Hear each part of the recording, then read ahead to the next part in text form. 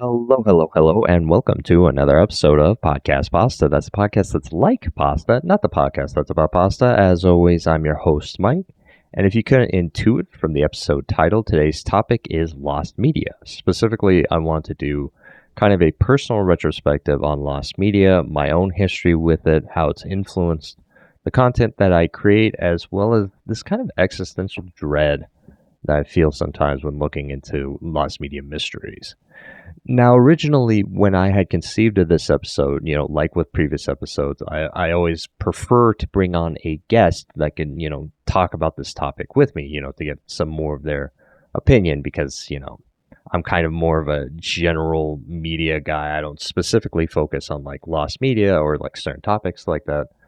So, yeah, I wanted to bring on a lost media content creator, be that like a video essayist or a streamer, but unfortunately, the only people that I know in this like sphere or this niche are probably too big to consider coming onto podcast pasta. So, for example, the big names that I follow are Blame It on Jorge and All Things Lost. And I think at the very least, like Blame It on Jorge would never consider coming on podcast pasta. So, for the time being, this will have to be a solo episode. But if you listening to this, you yourself are a lost media content creator and would like to come on the show to talk about these topics in greater detail, please feel free to leave a comment below. Again, only if you feel comfortable to. I know it can be kind of weird to like just leave your email in like a public comment or something, but if you comment below, we could try work something out.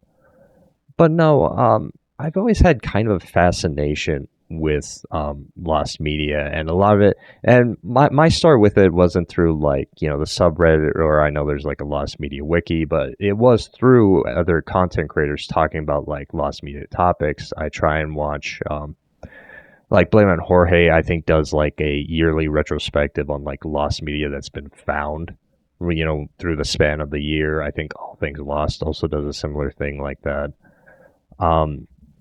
And it's very much, I think, influenced a lot of a lot of what I do here on Podcast Pasta. For example, I've talked about like public domain films in previous episodes, and a lot of current public domain films are actually lost media because they existed in the like the 1920s, 1930s, the silent era, back when films were kept on like, I think it was like silver nitrate tapes, and those aged poorly with time. They degraded very rapidly. So unless they were kept in like pristine conditions, they're just now lost to time, and we may never find them again. And I mean, furthermore, like for my thumbnails, for example, I kind of take inspiration from like a vaporware style, which I know isn't exactly tied to like lost media, but I think it always kind of invokes that like media of the past, of like a bygone era or what have you. I even had kind of an idea at one point, if if the show didn't take the form that it took now, that if I was to get into streaming, I kind of had this idea of live streaming myself doing lost media like investigations, like with an audience. Like I would go live, we would discuss like, oh, what's the latest trends and stuff, and like lost media, and then go to investigations, trying to like pull resources together as like one community to try and like solve these mysteries. But unfortunately, I just couldn't really get into like the streaming thing that much, because it's not to say it's not. I mean, I think it's kind of more time consuming than podcasting. Not to say that podcasting isn't time consuming. It's just I guess a better way of saying it is that it's time consuming in a different way. Where with streaming, you have to like sit down to like a dedicated number of time. With this, I could record the episode in one session, leave, come back, edit it, and leave, come back, and then publish it. Like 3 different sittings. Like I'm not like committed to be like, oh, okay, stream for 5 hours or something like that. But if I ever get big enough to, do streaming, that is something that I would definitely want to consider. Now, I guess before I get ahead of myself, it's like one of those things. This is always like one of those things I struggle with the show. If you're a longtime listener, I don't know like how much of an explainer my my listening audience needs for what is lost media. I guess the most basic definition I had to give, if like if a random person asked me about it, is that in the basis form, lost media is media that let's say is unavailable to the public. And I know that's kind of a bit broad, and I know in the lost media community there's kind of like some debate over like, should we include media that was never meant to be released to the public, or should we only include media that was once available to the public but that no longer is. I try and just go as broad as I can, because like for myself, I have an interest in being like film and television, like unreleased pilots, unreleased like or like alternate like film scripts and stuff like that. So that's what I find interesting in like the lost media sphere, even though that might not necessarily fit into lost media. But just know we're roughly talking that, going forward, when I reference like lost media, I'm roughly using like my definition of just anything that isn't available to the public. And the appeal to me for lost media, because I don't know if it's the same for a lot of other people. Some people might be kind of attached to it because it's like there's like a nostalgia factor to it. Not necessarily the case with me. I'm not a big like nostalgia guy in general with my media. In fact, if anything, I've grown to like hate media that media from when I was like younger, like specifically like 90s or so, 90s 2000s or so, like when I grew up. Um, but no, for me, I think what I love about lost media is it kind of encapsulates this like kind of a core tenet of podcast pasta, where like a lot of media is like the story of its creation, of like how it was like shared to people. I think sometimes is often more interesting, and the decisions that like went into the creation of like a piece of media, I think is often more interesting than like the final end product. And I think that's what like a lot of lost media mysteries kind of encompass, is that like, by the end of this mystery, you might just uncover like maybe an interesting song, or maybe like just a subpar movie, but like, it's the journey along the way. It's like, understanding the history of media, basically the history of its like, creation, and like how it came to be, and also how it became to be lost, right? So that's I guess my main appeal for that. And there's also like a lovely community about it, like of just people getting together to like share resources, to like just try and preserve as much of our media as we possibly can, because you never know when it'll be like taken away.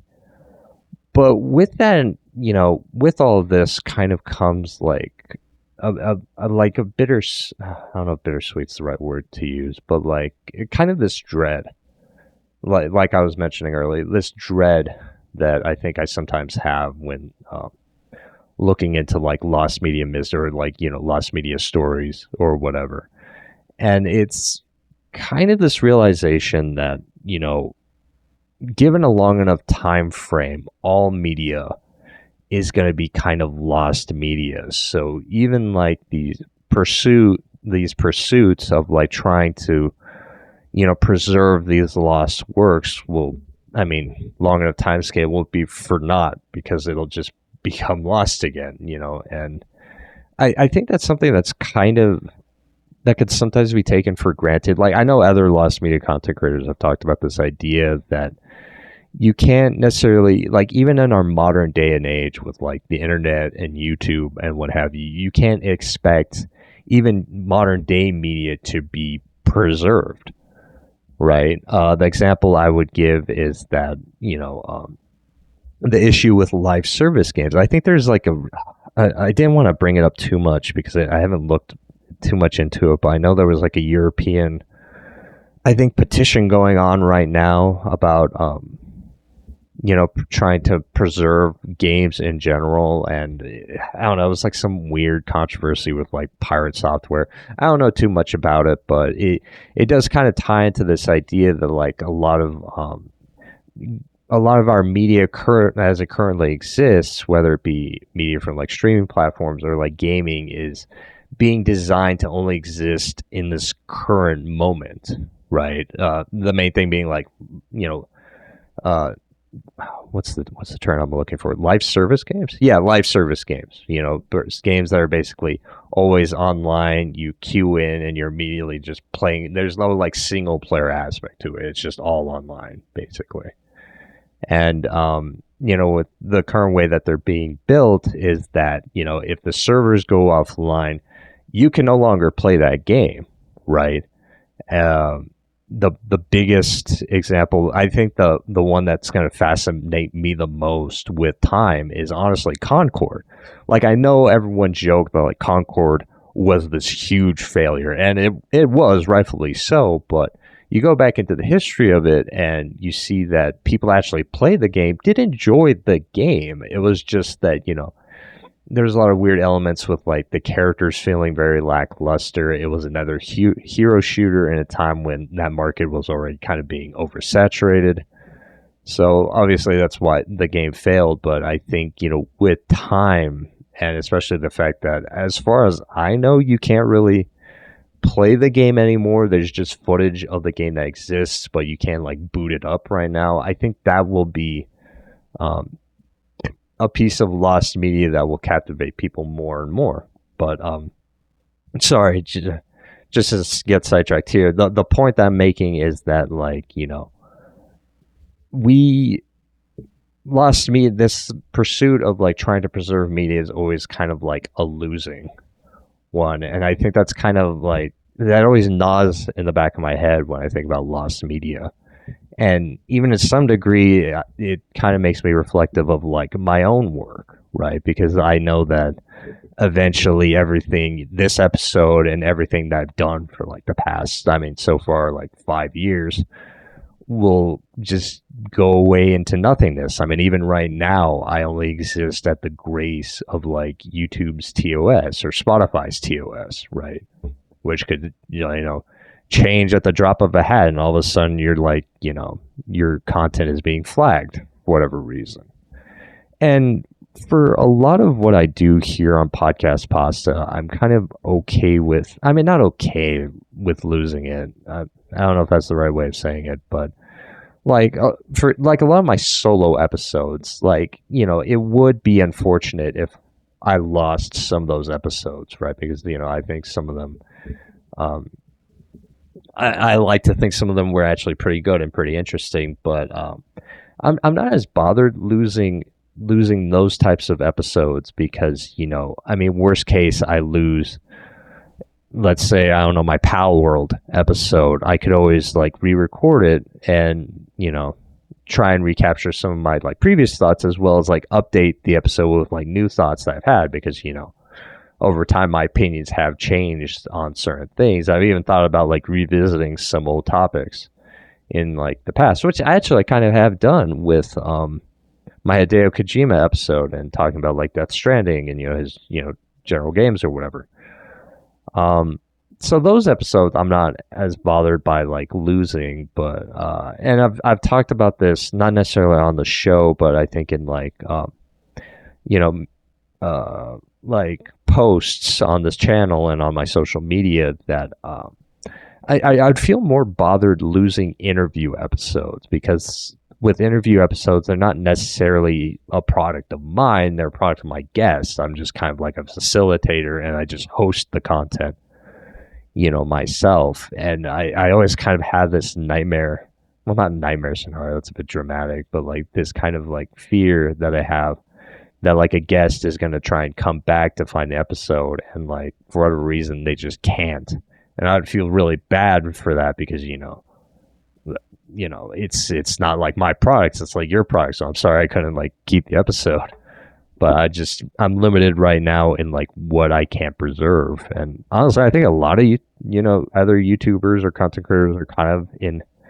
a similar sphere. I think for example Charlie Critical, Moist Critical, there's kind of a lost media search for a lot of his older episodes back before like he made it big, right? Because he made a ton of content in the past that's just like no longer available, and I especially at like the speed that YouTube wants content creators to turn out content, in the modern you know ecosystem, it's just not really. I don't think it's really viable for or it's not even like reasonable for like even larger content creators to like keep and maintain their own content.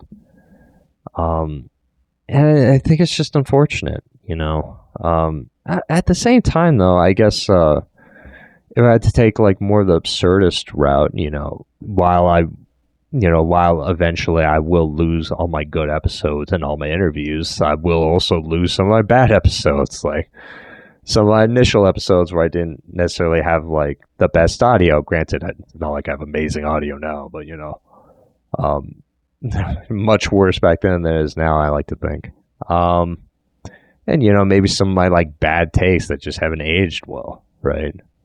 Um, but I don't know. I try and maintain my content as much as I can for the sake of prosperity. Like even now, you can access pretty much most of my episodes dating back to when I started in like 2020, which I think is good. But you just never know. You just take it like video. At least for myself, I take it episode by episode, and that's all you can really do, I guess. So I don't really know. I guess I'll end this episode kind of by you know, like I said, I think the thing that I'm really looking forward towards the future of like lost media mysteries that I think are going to grow more with intrigue is the death of live service games like Concord, and potentially I think other games, as more live service games um are taken off air. um but So I guess that's going to do it for me. If you want to, again, if you're a lost media content creator listening to this and you kind of want to expand on the idea, feel free to like leave a comment. We'll try and set something up. Or even if you're not a lost media content creator, feel free to leave a comment talking about like maybe your own history with lost media. Do you also feel this same dread sometimes when talking about lost media, or looking into lost media mysteries? But yeah, that is going to do it for me. Thank you all so much for taking the time to listen to this episode. And despite rumors, I am not a robot, guys. I am a real person, at least for now. Hopefully, I mean, who knows, man? Just who knows. Okay, I'll catch y'all later.